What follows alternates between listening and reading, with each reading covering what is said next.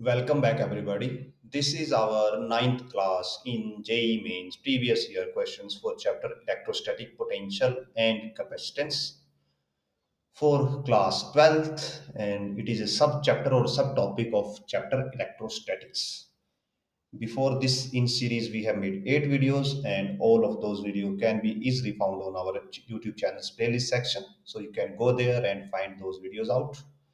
We have also started similar series for NEET previous years also. So if you or your friends are preparing for NEET, then you can forward that playlist to them. And again, if you find these videos useful, then press the like button, share them as much possible, and subscribe to our channel. Also, if you want to support us financially, you can scan any of these QR codes in front of your screen and donate us with whatever amount you want. With your donations, we will be able to keep on making these videos on regular basis. So with this, let's start today's video. And in previous video, we covered up to, I think, something up to 70 or something.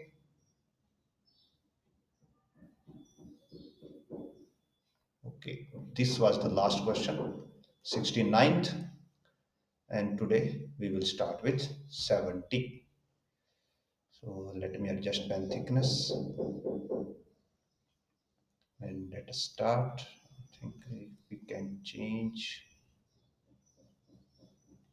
Okay. So here it is.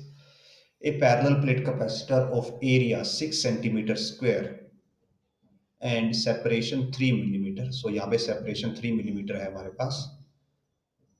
The gap is filled with 3 dielectric materials of equal thickness. See figure. The dielectric constant की mention है value हमें. I think ये 14 है, not 4. So the dielectric constant of the material which when fully inserted above capacitor give the same capacitance. So ये बताना है कि अगर आप यहाँ पे 3 की जगह पे एक सिंगल मटेरियल डालते कोई, तो वो मटेरियल के कैपेसिटेंस डाइलेक्ट्रिक कांस्टेंट कितना होना चाहिए सो दैट वो हमें सेम वैल्यू दे यहाँ पे कैपेसिटेंस की. सो फर्स्ट ऑफ ऑल ये डायग्राम हम कॉपी कर लेते हैं और इसको प्रॉपर वे में रिप्रेजेंट करते हैं जैसे हम नॉर्मल कैपेसिटर को रिप्रेजेंट करते हैं. So paste it and rotate it. So actual capacitor हमारा कुछ ऐसा है. ये हमारी दो कैपेसिटर की साइड्स हो जाएंगी जहाँ से कैपेसिटर को कनेक्ट करते हैं, और ये हमारी दो पैरेलल प्लेट्स हैं. तो अगर आप यहाँ पे देख पाएंगे तो ये हमारे पास क्या है, लिटरली हमारे पास 3 कैपेसिटर्स हैं जो तीनों के तीनों पैरेलल में. तो इसका जो इक्विवेलेंट हो जाएगा, equivalent will be something like this. ये पहला कैपेसिटर है जिसके अंदर K1 की प्लेट है, दूसरा कैपेसिटर K2 की प्लेट और तीसरा कैपेसिटर K3 की प्लेट में. एंड ये सिनेरियो हमारे पास समथिंग लाइक ऐसे है. तीनों पैरेलल में है, तो जो टोटल कैपेसिटेंस हो जाना चाहिए सी टोटल शुड बी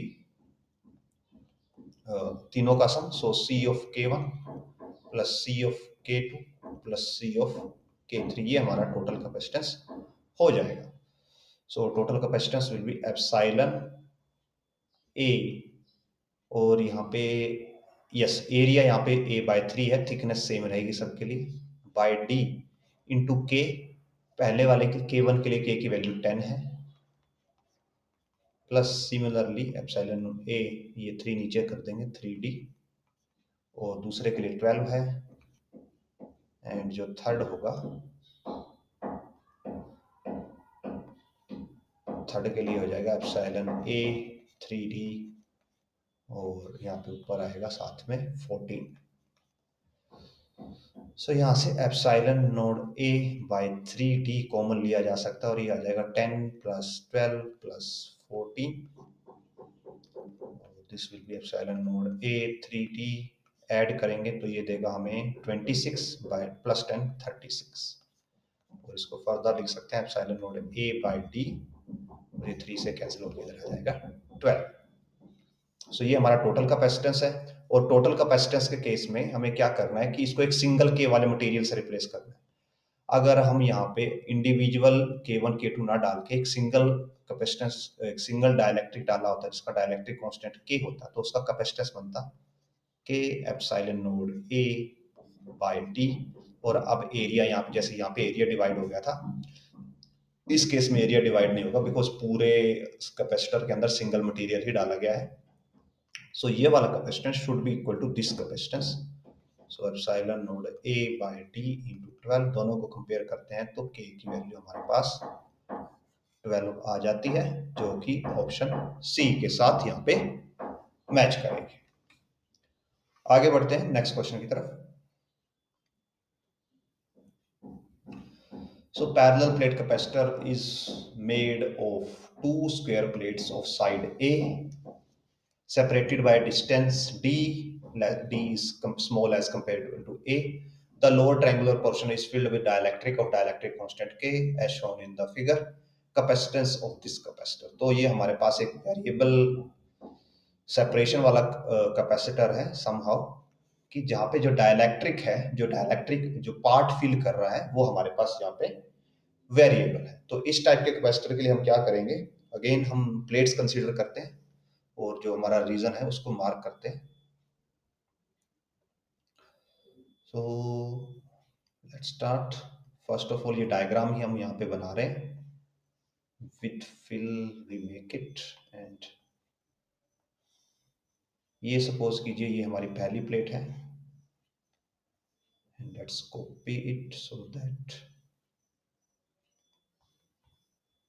पेस्ट, और ये हमारी हो गई सेकंड प्लेट। नाउ इसमें जो हमारा रीजन फील्ड है, जो लोअर रीजन फील्ड है, वो लोअर रीजन बना लेते हैं, make it with different colour.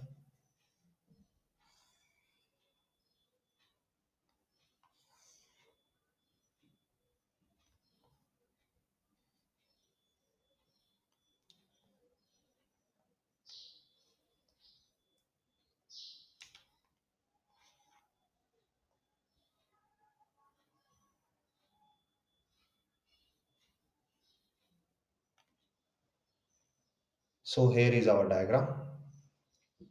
इसके कलर में अगर हम स्लाइड चेंजेस करें सो दैट ये थोड़ा डिस्टिंग्विश दिखे। ओके, सो ये हमारी दो प्लेट्स हो गई, और इसके बीच में जो रीजन फील्ड है जो हमें गिवन है, जिसका डाइलेक्ट्रिक कांस्टेंट हमारे पास के मेंशन है। Choose different colour for this writing. So dielectric constant इसका के मेंशन।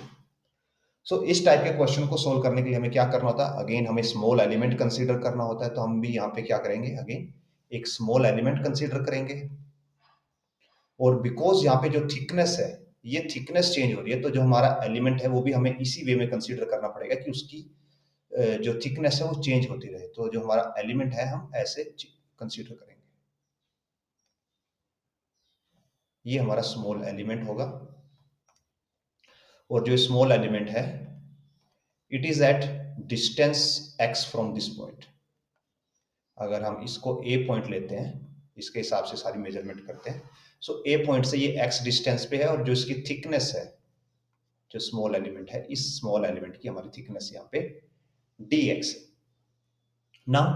अब ये जो स्मॉल एलिमेंट है इसमें हमारे पास क्या है, दो पार्ट है।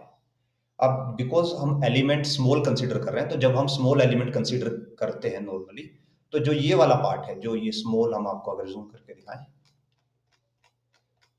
सो हेयर ये मैक्सिमम जूम जब हम जा सकते हैं, सो जो ये वाला पार्ट आपको जो ये एंगल्ड शो हो रहा है, स्मॉल एलिमेंट्स के केस में इस पार्ट को हम क्या कर सकते हैं, स्ट्रेट मान सकते हैं। We can average it out, कि हमने इसको ऐसे स्ट्रेट मान लिया।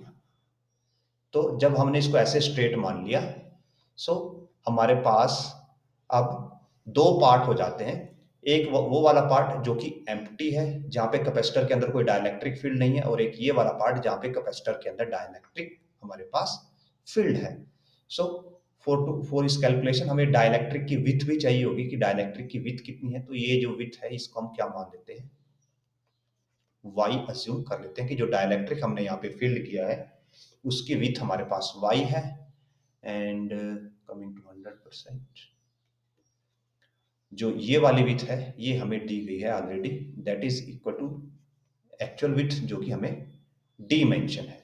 और यहाँ पे हमारे पास एंगल बन जाएगा थीटा, और जो ये वाली लेंथ है हमारे पास, it is mention to be a. So अब अगर हम यहाँ पे ट्रायंगल बना लें तो ये पॉइंट ए लिया था हमने, ये पॉइंट हम बी ले लेते हैं और ये पॉइंट हम सी ले लेते हैं।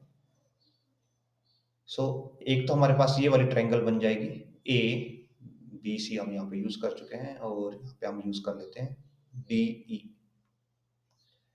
सो जो ट्रायंगल ए डी ई है हमारे पास, इस ट्रायंगल में टेंजेंट थीटा इक्वल होगा y बाय एक्स के, एंड जो ट्रायंगल ए बी सी है, जो बड़े वाली ट्रायंगल बनेगी, इसके लिए भी एंगल सेम ही है थीटा।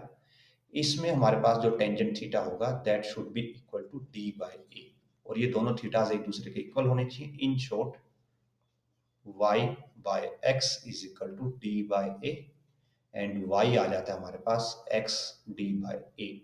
सो कि आपकी थिकनेस कितनी होगी इस मटेरियल की या इस स्लैब की जो हम इसके अंदर डालेंगे कैपेसिटर फॉर्म करने के लिए, वो डिपेंड करता है इस x डिस्टेंस पे, बिकॉज d कांस्टेंट है और a कांस्टेंट है।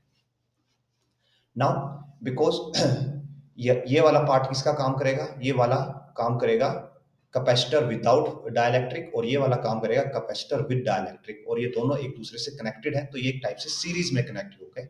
तो ये हमारे पास ऐसे दो कैपेसिटर बन जाएंगे।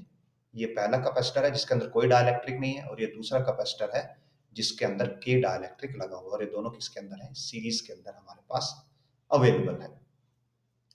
सो हम क्या करेंगे, दोनों का इंडिविजुअल कैपेसिटेंस निकालेंगे और दोनों को फिर ऐड कर देंगे। सो इसको हम बोल सकते हैं DC1 और इसको बोल सकते हैं DC के।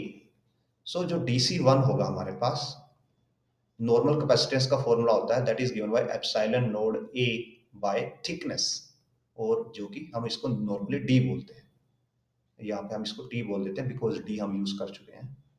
सो epsilon naught where a is area, t is thickness. So अगर DC1 की बात करें तो इस सिनेरियो में जो हमारी थिकनेस होगी दैट विल बी, बिकॉज जो ये वाला पार्ट है ये आपका y है, तो जो इसके ऊपर वाला पार्ट बच जाता है that should be d minus Y. So DC1 की वैल्यू हो जाएगी एप्सिलॉन नोड, एरिया होगा यहाँ पे ADX, यहाँ पे A क्या है, स्लैब लेंथ है, जो हमारी एक प्लेट है, प्लेट की एक साइड है। सो ADX डिवाइडेड बाय जो थिकनेस होगी इसके लिए d माइनस वाई, और जो DC2 होगा, सॉरी DC2 नहीं, DC जो हम यहाँ पे ले रहे हैं, जिसके अंदर के मटेरियल की डाइलेक्ट्रिक डाला हुआ है और जिसकी थिकनेस हमारे पास y है, so that will be epsilon naught ADX divided bye y। सो अब दोनों सीरीज में हमारे पास, तो दोनों का जो फाइनल कैपेसिटेंस होगा जिसको हम DC बोलेंगे, और बिकॉज सीरीज में है तो 1 बाय में ऐड होंगे, so 1 by DC is equal to 1 by DC1 plus 1 by DC के, so d minus Y by epsilon naught ADX plus यहाँ पे y एप्सिलॉन नोड ADX, और साथ में एक चीज भूल गया हम, यहाँ पे साथ में k भी आएगा बिकॉज यहाँ पे डाइलेक्ट्रिक लगा हुआ है, सो k भी साथ में आ जाएगा। यहाँ से क्या कर सकते हैं, 1 by DC should be equal to epsilon naught ADX को कॉमन लिया जा सकता है, so 1 by epsilon naught ADX is common, यहाँ पे बचता है d माइनस वाई और यहाँ पे बचता है y प्लस के। सो ये हमारे पास 1 बाय DC की वैल्यू आ जाती है। सो इसको आगे फर्दर मॉडिफाई करते हैं थोड़ा वैल्यूज को। सो इट विल बिकम, ये वाली ऊपर जाएगी, यहाँ से ये ऊपर जाएगी, सो बिकॉज हमें इंटीग्रेट करना है तो dx को हम ऊपर लेके आना चाहते हैं, और यहाँ से DC भी बाय डिफॉल्ट ऊपर ही चला जाएगा उसके साथ ही। सो DC शुड बी, या आप दोनों साइड्स का इनवर्स कर सकते हो, सो ये हो जाएगा epsilon naught ADX divided by d minus Y plus Y by K. ये हमारे पास यहाँ पे वैल्यू हो जाती है। अब हम यहाँ पे एक वैल्यू सोल्व कर चुके हैं ऑलरेडी y के लिए हमने रिलेशन बनाया हुआ है, और ये था x d by a। Because Y variable है और वो किस पे डिपेंड करता है, एक्स पे डिपेंड करता है, और एक्स में हम इंटीग्रल कर रहे हैं, सो हमें वाई की वैल्यू को सब्स्टिट्यूट करना पड़ेगा एक्स डी बाई ए से।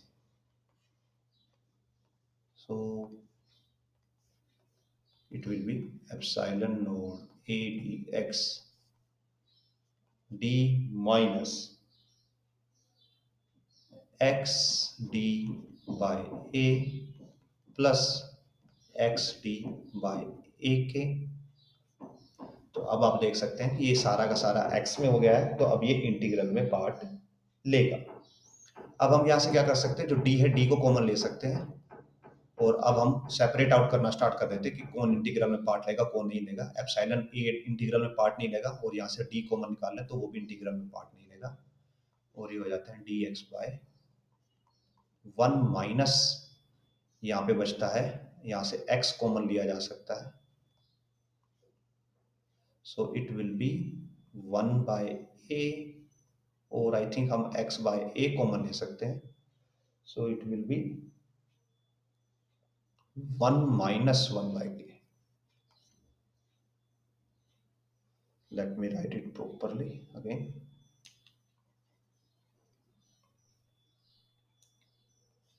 यहाँ पे आएगा 1 minus 1 by k. सो अब हम इसको इंटीग्रेट करेंगे, और इंटीग्रेट की लिमिट्स हमारी क्या क्या होनी चाहिए। इंटीग्रेशन की लिमिट्स हैं जो हमारी, बिकॉज हम किसको इंटीग्रेट कर रहे हैं, x में इंटीग्रेट कर रहे हैं, तो जो हमारा x है वो मिनिमम वैल्यू 0 ले सकता है और मैक्सिमम वैल्यू हमारे पास a ले सकता है। सो वही लिमिट्स हम यहाँ पे पुट करेंगे।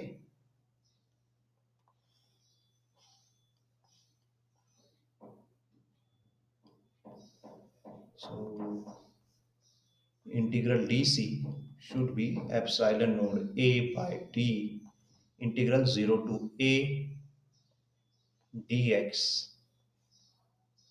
1 minus x by a into 1 minus 1 by k। सो ये हमारे पास यहाँ पे वैल्यू बचती है, और ये अब हमारे पास जो इंटीग्रल है ये ln की फॉर्म का इंटीग्रल है। It's like 1 minus A x. अगर आपके पास एक नॉर्मल इंटीग्रल हो जिसमें dx बाय 1 प्लस ए एक्स इस टाइप का, या 1 माइनस ए एक्स होता है हमारे पास, तो इस टाइप के इंटीग्रल को लिखा जाता है ln 1 माइनस ए एक्स, और डिवाइडेड बाय जो इसका डिफरेंशिएशन होता है दैट शुड बी माइनस ए। सो ऐसे इसको लिखा जाएगा, और यहाँ पे बिकॉज जो a है वो कांस्टेंट होता है, या वो जो होता है वो x पे डिपेंड नहीं करता, तो यहाँ पे जो ये वाला पूरा पोर्शन है, ये दिस होल पोर्शन, ये x पे डिपेंड नहीं करता, तो हम यहाँ पे ln वाला मेथड यूज कर सकते हैं इंटीग्रेशन में। So from this c is equal to epsilon a d, यहाँ पे आ जाएगा ln 1 minus x by a into 1 minus 1 by k divided by minus 1 by a into, इसको ऐसे लिखा जा सकता है, और यहाँ पे लेट मी, ये इसको थोड़ा सा हटा देते हैं सो दैट कंफ्यूजन ना हो। एंड लिमिट्स पुट कर देते हैं। लिमिट है हमारी a टू 0। ये वाला माइनस साइन इसको हम अंदर ले जाते हैं, और ये इसको रिवर्स कर देगा, और ये a ऊपर जाके इधर ऐड हो जाएगा और स्क्वायर बना देगा। So epsilon naught a square by d, और साथ में हमारे पास यहाँ पे आ जाएगा ये 1 बाय, इसको रिवर्स करना है, सो 1 माइनस के माइनस 1, ये ऐसे हो जाएगा, और यहाँ पे रहता है हमारे पास अंदर ln 1 माइनस एक्स बाय ए इंटू 1 माइनस के लिमिट्स a टू 0। इसको हम लिख सकते हैं, इसमें एलसीएम के आएगा और ये हो जाएगा 1 माइनस के, सो एप्सिलॉन नोड a स्क्वायर के डी बाय 1 माइनस के। यहाँ पे जब a पुट करते हैं, x की वैल्यू को a पुट करेंगे, तो ये बचेगा ln 1 माइनस ए बाय ए 1 होता है, और ये 1 हो गया तो यहाँ पे लिमिट ब्रैकेट ओपन होगी, सो -1 इंटू 1 प्लस के, और साथ में हमारे पास बचता है माइनस में जब जीरो पुट करेंगे तो ये पूरा जीरो हो जाएगा, और ये ln1 बचेगा, ln1 हमारे पास जीरो होता है। So this will be epsilon naught A square के डी इंटू 1 माइनस के, और साथ में बचता है ln1 बाय के। और अगर इसको हम कॉपी कर लेना सो दैट कंपेयर कर सकें,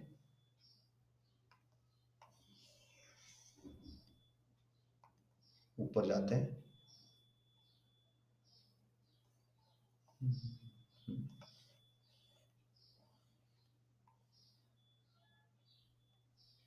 पेस्ट करते हैं,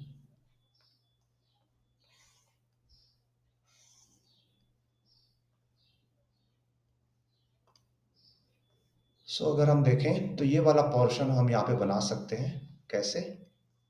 जस्ट जो ln1 बाय के है इसको हम ln1 माइनस ln के लिखेंगे तो नेगेटिव साइन आ जाएगा, so this will B minus epsilon naught A square के डी 1 माइनस के ln ऑफ के, और ये माइनस साइन इधर एडजस्ट कर देंगे, सो एप्सिलॉन नोड ए स्क्वायर के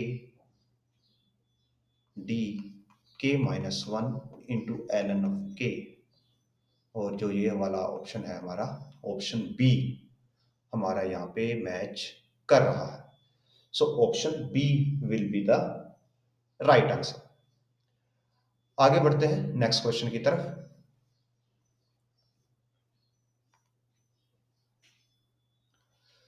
सो here it is, and also अगर आपको इस क्वेश्चन में थोड़ा रिप्रेजेंटेशन में इशू हो कि आपको रिप्रेजेंटेशन समझनी है कि किस वे में ये जो हमारा एरिया वगैरह है यहाँ पे कि एरिया को ADX क्यों लिया गया, अगर आपको इस चीज का आइडिया लेना है, सो जो ये आइडिया है यू कैन ये लिया जा सकता है इजीली कि जो हमने हमारा प्रीवियस क्वेश्चन किया है, हमने ऑलरेडी एक क्वेश्चन हम ऐसा कवर कर चुके हैं जो हमारी प्रीवियस वीडियो में, I think let me show, it was question number 54 I think,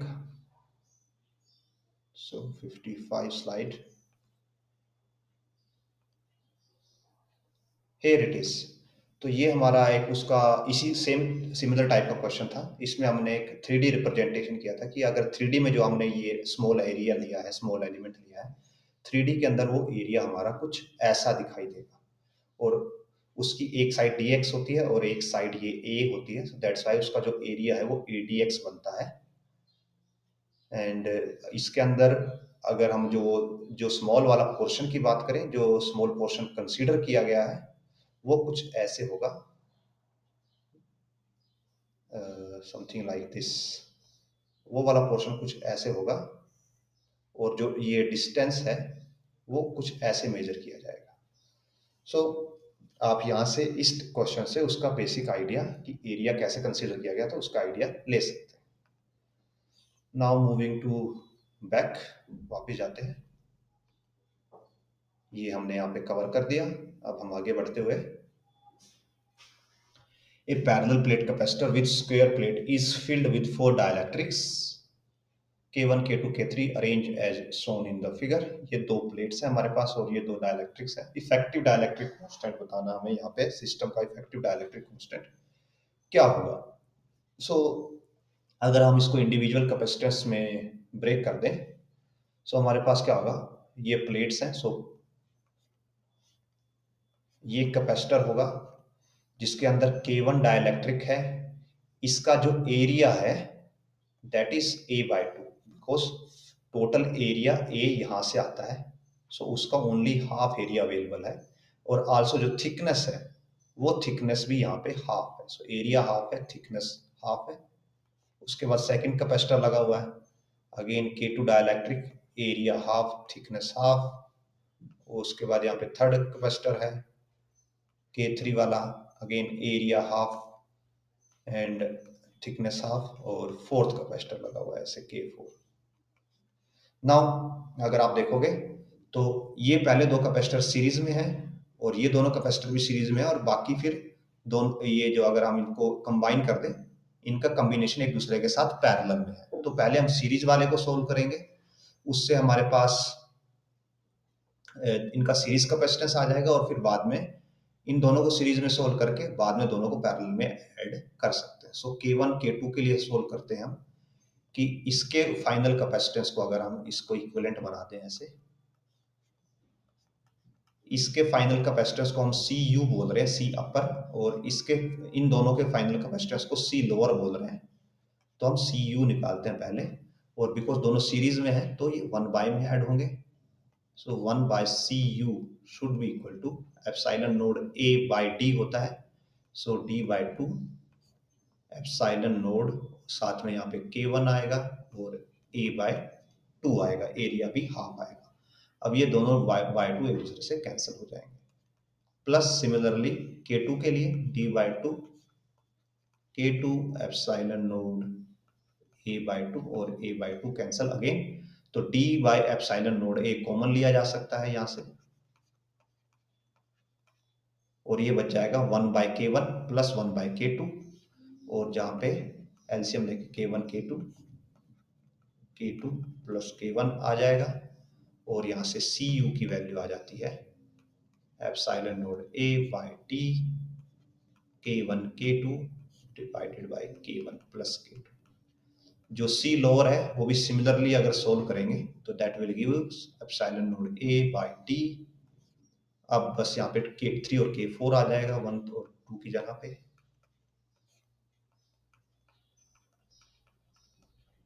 सो ये आ गया हमारे पास CU एंड CL। अब बिकॉज ये दोनों पैरेलल में है तो इनका कैपेसिटेंस ऐड होगा, तो जो फाइनल कैपेसिटेंस हो जाएगा सिस्टम का that will be CU plus CL, add कर देंगे दोनों में, और CU epsilon naught A D common आ जाएगा, और यहाँ पे बच जाता है K1 K2 by K1 plus K2 plus K3 K4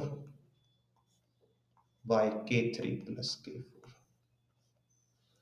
और जो फाइनल कैपेसिटेंस है, अगर इसको हम एक इफेक्टिव के लिए लिख दे कि मींस जो आपका ये फाइनल कैपेसिटर बनेगा, इसको हम ऐसे रिप्रेजेंट करते हैं कि ये एक कैपेसिटर है जिसके अंदर K डाइलेक्ट्रिक है कोई, और उसका कैपेसिटेंस इन सब के इक्वल है। सो जो ये फाइनल कैपेसिटर बनता इसका कैपेसिटेंस होता है epsilon naught A into K bye thickness D, because area A और थिकनेस D है इसके केस में। और अब दोनों को कंपेयर करें हम यहाँ से, तो K की वैल्यू हमारे पास आ जाती है K1 K2 by K1 plus K2 plus K3 K4 by K3 plus K4। और अगर मैच करते हैं, सो यहाँ से एज सच कोई नॉर्मली मैच नहीं होती, but what we can do, हम मल्टीप्लाई के फॉर्म में फॉर्म कर सकते हैं यहाँ पे। सो हम उसी को सोल्व करते हैं, ये वैल्यूज को। आई थिंक कोई भी मैच नहीं होने वाला, बिकॉज जो हमारा एलसीएम है that is different from all of this. Let's check. So जो सब में है, जो एलसीएम है वो किस में आ रहा है, प्लसेस में आ रहा है, और जो कि हमारा ऐसे नहीं होता। तो आई थिंक जो हमारा आंसर है यहाँ पे that will be completely different from all of these, सबसे अलग होगा। और इट्स पॉसिबल कि जो ऑप्शंस है ऑप्शन में कोई मिस्टेक हो। सो विद दिस आगे बढ़ते हैं नेक्स्ट क्वेश्चन की तरफ। So parallel plate capacitor of capacitance 90 picofarad is connected to a battery of EMF 20 volt. If dielectric material of dielectric constant 5 by 3 is inserted between the plates, magnitude of induced charges will be. तो ये बताना है कि magnitude of induced charges यहाँ पे कितना होगा। So induced charge हम कैसे निकाल सकते हैं, हम क्या करते हैं कि हम फाइनल चार्ज निकालते हैं किसके केस में, जब हमने डायरेक्ट्रिक वहां पे इंट्रोड्यूस कर दिया है, और फिर हम ये निकालते हैं कि इनिशियली चार्ज हमारा कितना था, और दोनों का जो डिफरेंस है वो हमारा होगा यहाँ पे induced charge. So let's start. जो सी है हमारा initial that is 90 pico farad यानी कि -12 फराड, और जो पोटेंशियल है दैट इज 20 वोल्ट्स। सो जो इनिशियल चार्ज हो जाएगा वो दोनों का मल्टीप्लिकेशन होगा, that will be 1800 pico coulomb. हम 10⁻12 एज इट इज लेते हैं। नाउ अब हम क्या करते हैं, और यहाँ पे ध्यान दीजिएगा, यहाँ पे चार्ज कंजर्व नहीं रहेगा। व्हाई? बिकॉज जो आपका कैपेसिटर है वो ईएमएफ के सोर्स से कनेक्टेड है। ये जो आपकी प्लेट मटेरियल इंसर्ट करने के बाद भी मींस वहां पे चार्ज चेंज हो सकता है, बट पोटेंशियल चेंज नहीं होगा, बिकॉज वो ईएमएफ के मटेरियल से या वोल्टेज के सोर्स से कनेक्टेड है। अगर वो वोल्टेज के सोर्स से कनेक्टेड है तो जो पोटेंशियल है वो चेंज नहीं हो सकता। सो ये हो गया हमारा क्यू इनिशियल, और क्यू फाइनल क्या होगा हमारा, जो हमारा सी फाइनल होगा इनटू जो हमारा पोटेंशियल होगा। नाउ सी फाइनल क्या है, वो के टाइम्स जो आपका ओरिजिनल होता है कैपेसिटेंस के टाइम हो जाता है, सो 5/3 इंटू 90 टू 10⁻⁻12, और यहाँ पे पोटेंशियल हमारा अगेन बीसी रहेगा बिकॉज सोर्स से अभी भी कनेक्टेड है। So this will give us 30 and 600 into 5 300 30 into 00, और यहाँ पे पिको कूलम। सो ये हमारा पास हो जाता है फाइनल चार्ज। सो जो इंड्यूस चार्ज होगा delta q that will be q final minus q initial, दोनों का डिफरेंस आ जाएगा हमारे पास 1200 पिको फराड, और इसको लिख सकते हैं 1.2 इंटू 10⁻³ इंटू 10⁻⁻12, सो 1.2 इंटू 10⁻⁻9 कूलम, और ये हो जाता है 1.2 nano coulomb is the answer. आगे बढ़ते हैं नेक्स्ट क्वेश्चन की तरफ। So in the following circuit, switch S is closed at t is equal to 0. The charge on a capacitor C1 as a function of time will be given by C equivalent is दोनों यहाँ पे series में है, और जो हमें final capacitance यहाँ पे गिवन है, तो हमें ये बताना है कि जो चार्ज का वेरिएशन है C1 कैपेसिटर पे वो कौन से वाली इक्वेशन को फॉलो करेगा। सो फर्स्ट ऑफ ऑल, एक अगर कोई हमारे पास कोई कैपेसिटर है तो कैपेसिटर की जो बेसिक चार्जिंग इक्वेशन होती है वो गिवन दी जाती है, Q is equal to Q naught 1 minus E raise to power minus T by R C. ये कैपेसिटर्स के लिए, ये जो कैपेसिटर है उसके लिए हमारे पास चार्जिंग इक्वेशन है, जहाँ पे आर रेजिस्टेंस होता है और सी उस कैपेसिटर का कैपेसिटेंस है। बट हमें यहाँ पे दो कैपेसिटर गिवन है, और ये बताना है कि C1 में जो चार्ज है आपका कैसे वेरी करेगा। नाउ अगर आपको बेसिक रूल याद हो कैपेसिटर्स का, कि जब कैपेसिटर सीरीज में होते हैं तो दोनों के पास सेम चार्ज होता है, और वही चार्ज सर्किट का भी चार्ज होता है। तो अगर इसके पास चार्ज क्यू है तो इसके पास भी चार्ज क्यू होगा। मींस जो दोनों कैपेसिटर्स हैं वो यहाँ पे उनके पास इंस्टेंटेनियस जो चार्ज है वो एट ए टाइम यहाँ पे इक्वल रहेगा। सो इसके पास भी क्या होगा और इसके पास भी क्या होगा, बट जो चार्ज की वैल्यू है वो एक इंडिविजुअल कैपेसिटर डिसाइड नहीं करेगा, वो दोनों का कॉम्बिनेशन डिसाइड करेगा। सो जो ये आपकी इक्वेशन है इसमें थोड़े से मॉडिफिकेशन आएंगे, that Q is equal to Q naught times 1 minus E raise to power T by R C equivalent.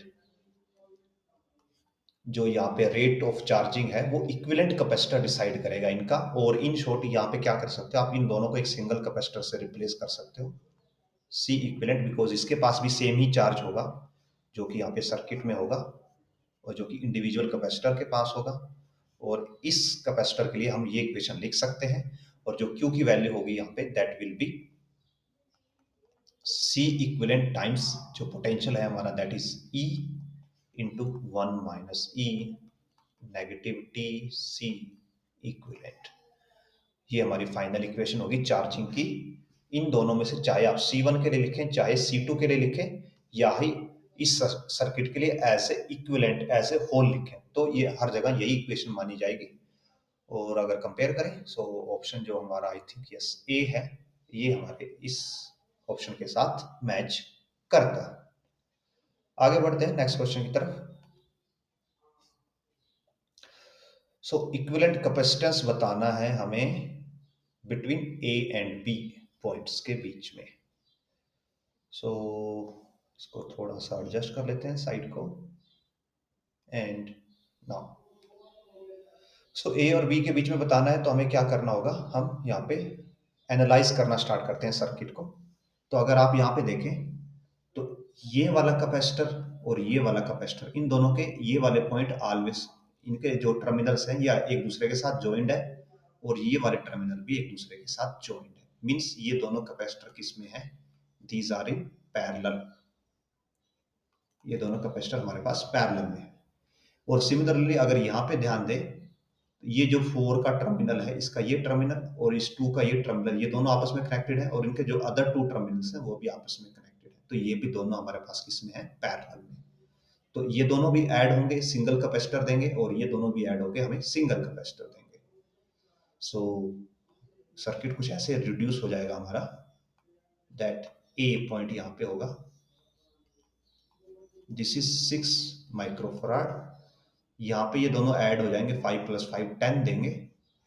So this is 10 microfarad. यहाँ पे हमारे पास 2 माइक्रोफराड लगा हुआ है, और ये दोनों पॉइंट आपस में ऐसे कनेक्टेड है, और ये बिकॉज ये दोनों पैरेलल में थे तो ये दोनों हमें मिलके देंगे 4 × 2 6। सो ये इनका कंबाइंड कैपेसिटेंस हो जाएगा 6 माइक्रोफराड। अभी माइक्रो नहीं लिख रहे हम, और यहाँ पे हमारे पास पॉइंट बी है। अब अगर हम फर्दर एनालाइज करें तो ये देखेंगे कि 2 और 10 यहाँ पे पैरेलल में है, तो ये फिर से ऐड हो जाएंगे, और जो सिस्टम है वो रिड्यूस हो जाएगा। ए ये 6 है, ये दोनों पैरेलल में है तो ऐड होके 12 देंगे, और उसके बाद यहाँ पे ये वाला 6 आएगा, और यहाँ पे आ जाएगा बी पॉइंट। नाउ ये तीनों अब सीरीज में है तो इनको हम 1 में ऐड करेंगे। So final capacitance will B 1/6 plus 1/12 plus 1/6। So LCM will be 12, 2, 1, 2। So C की वैल्यू आ जाएगी 12 यहाँ पे हमारे पास 5, और जो कि हो जाएगा 2.4 माइक्रोफराड, जो कि ऑप्शन डी के साथ यहाँ पे मैच करता है। आगे बढ़ते हैं नेक्स्ट क्वेश्चन की तरफ। So parallel plate capacitor, area given है, सेपरेशन यानी कि डी गिवन है, connected across a battery of EMF V. The force of attraction between the plates, हमें अट्रैक्शन प्लेट्स के बीच की अट्रैक्शन गिवन है, the value of V is approximately. So हमें पोटेंशियल की वैल्यू को फाइंड आउट करना है। नाउ बिकॉज यहाँ पे फोर्स इन्वॉल्व है, तो हम फर्स्ट ऑफ ऑल ये जो फोर्स है, इस फोर्स वाले पार्ट को अंडरस्टैंड करना होगा कि जो फोर्स वाला पार्ट है वो कैसे वर्क करता है। सो सपोज कीजिए कि ये हमारी पहली प्लेट है कैपेसिटर की, और ये हमारी दूसरी प्लेट है कैपेसिटर की। नाउ और साथ में वी कंसीडर कि यहाँ पे पॉजिटिव चार्ज है प्लेट पे, और यहाँ पे नेगेटिव चार्ज है, और इस प्लेट की जो चार्ज डेंसिटी है, surface charge density, that is plus sigma, और इसके लिए हमारे पास माइनस सिग्मा है। नाउ स्टडी द जो बेसिक फील्ड्स की अगर हम बात करें तो जो फील्ड्स होती हैं, बिकॉज ये जो जो प्लेट्स होती हैं ये हमारी बहुत ही थिन प्लेट्स होती हैं, तो इसकी वजह से जो फील्ड होगी वो ऐसे यहाँ पे ऐसे आउटवर्ड होगी, और इस प्लेट की वजह से जो फील्ड होगी वो बिकॉज नेगेटिव है, इसकी वजह से यहाँ फील्ड की वैल्यू इनवर्ड होगी। और अगर फील्ड की वैल्यू देखें ड्यू टू थिन प्लेट, तो इस प्लेट की वजह से σ/2 एप्सिलॉन नोड होगी इलेक्ट्रिक फील्ड, और इस प्लेट की वजह से भी σ/2 एप्सिलॉन नोड होगी, जस्ट डायरेक्शन यहाँ पे सिमिलर है।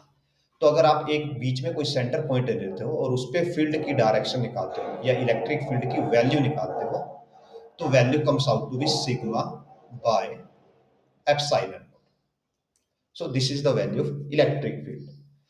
Now इसका मीनिंग क्या होगा कि अब अगर यहाँ पे आप कोई चार्ज पार्टिकल रख देते हो कि ये पॉइंट है जिसको अगर हम ए मान लें, अगर ए के ऊपर आप कोई चार्ज पार्टिकल रख देते हो जिसका चार्ज क्यू है, तो उसके ऊपर कितना फोर्स लगना चाहिए? Force should be Q times E.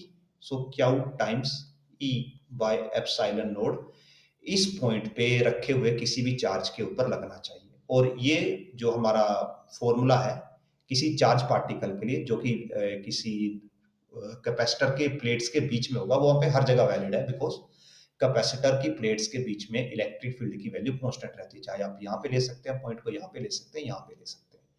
But अगर हम प्लेट्स की बात करें कि इस प्लेट पे इस प्लेट की वजह से कितना फोर्स लगेगा, बिकॉज जब आप प्लेट की बातें कर रहे हो, तो जब आप इस प्लेट की बात कर रहे हो, सपोज ये प्लेट हमारी सी प्लेट है और ये हमारी डी प्लेट है। जब आप सी प्लेट की बात कर रहे हो और आप निकाल रहे हो force on plate C by plate D, जब आप ये फोर्स निकाल रहे हो तो उसमें आप सी प्लेट की जो इलेक्ट्रिक फील्ड सी प्लेट ने प्रोड्यूस की है आप उसको काउंट नहीं करने वाले, बिकॉज किसी भी चार्ज पार्टिकल पे उसके अपने चार्ज की वजह से कोई फोर्स नहीं लगता या उसकी अपनी फील्ड की वजह से कोई फोर्स नहीं लगता। वो हमेशा दूसरे चार्ज पार्टिकल या दूसरी फील्ड की वजह से फोर्स लगता है। सो जब आप सी प्लेट पे ये कैलकुलेशन कर रहे होंगे तो उस सिनेरियो में सी प्लेट की जो इलेक्ट्रिक फील्ड है वो इंक्लूड नहीं होगी। सो ओनली डी प्लेट की इलेक्ट्रिक फील्ड होगी इंक्लूड, और सी प्लेट के पास में जो डी प्लेट की इलेक्ट्रिक फील्ड है that will be only sigma by 2 epsilon. So आपको यहाँ पे इलेक्ट्रिक फील्ड प्लेट्स के लिए सिग्मा बाय एप्सिलॉन नोड ना लेके only sigma by 2 epsilon node लेनी होगी। सो अगेन जो फोर्स तो होगा, फोर्स क्या होगा? Q times electric field plate के ऊपर, so sigma by into 2 epsilon naught. अब जो सिग्मा है दैट इज चार्ज पर यूनिट एरिया। सो और दोनों प्लेट्स के ऊपर चार्ज सेम ही है, so Q into Q by 2 epsilon naught पहले ही था और डिवाइड बाय एरिया आ जाता है। So it comes out to be Q square by 2 epsilon naught A, और क्यू हमारे पास क्या होता है कैपेसिटेंस की फॉर्म में, that is C square, Q is equal to C V होता है। So yes, so force is equal to c square v square by 2 epsilon node into a, and what we can calculate, so हमें यहाँ पे v की value actually calculate करनी है। Force हमें given है, हमें यस तो c की वैल्यू भी हम कैलकुलेट कर सकते हैं। c will calculate epsilon square a square by d square, ये c की वैल्यू हो गई into v square by 2 epsilon naught a, और a से ये स्क्वायर कैंसिल हो जाएगा। So force comes out to be epsilon node square into v square into a by d square, और साथ में ये एप्सिलॉन से ये भी कैंसिल हो जाएगा। सो ये यहाँ पे स्क्वायर नहीं आएगा, और यहाँ पे हम लिख सकते हैं 2d स्क्वायर। सो पोटेंशियल का स्क्वायर यानी कि v स्क्वायर हमारे पास हो जाएगा 2f d square by epsilon naught a, और यहाँ से पोटेंशियल आ जाता है हमारे पास under root of 2f d square by epsilon naught a। Values put करते हैं,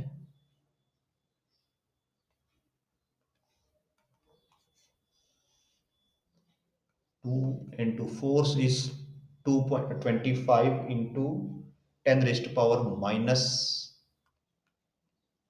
let me check, 6 minus 6, so 25 into 10 raised to power minus 6, और जो थिकनेस है यस दैट इज 1.5 सेंटीमीटर। सो इसका स्क्वायर हो जाएगा 1.5 into 1.5 into 10 raised to power minus 4 divided by epsilon naught 8.85 10 raised to power minus 12 into area, और जो area है that is 200 centimetre square, और 200 into 10 raised to power minus 4 metre square. So -4 से -4 cancel हो जाएगा,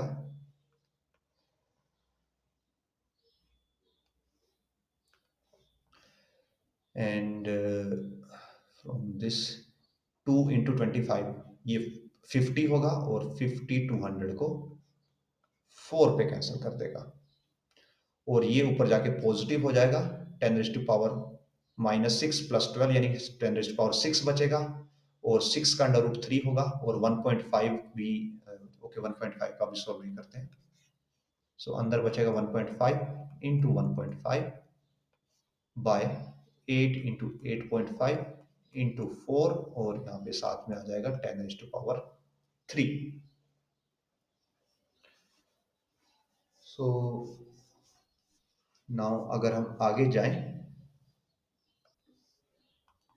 1.5 into 1.5 का under root 1.5 होगा, 4 का अंडर रूट हमारे पास 2 होगा, और ये जो 8.85 है इसको हम 3 एज्यूम कर लेते हैं एजम्पशन के लिए, बिकॉज हमें आंसर सॉल्व करना है।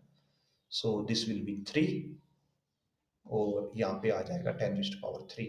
ये कट करके हमारे पास 2 आएगा, ये 1/4 है, 1/4 होता है 0.25 इंटू हमारे पास 10⁻3 होगा, और ये आ जाता है 250 वॉट्स अप्रोक्सीमेटली, एंड एग्जैक्टली यहाँ पे हमारा मैच भी करता है।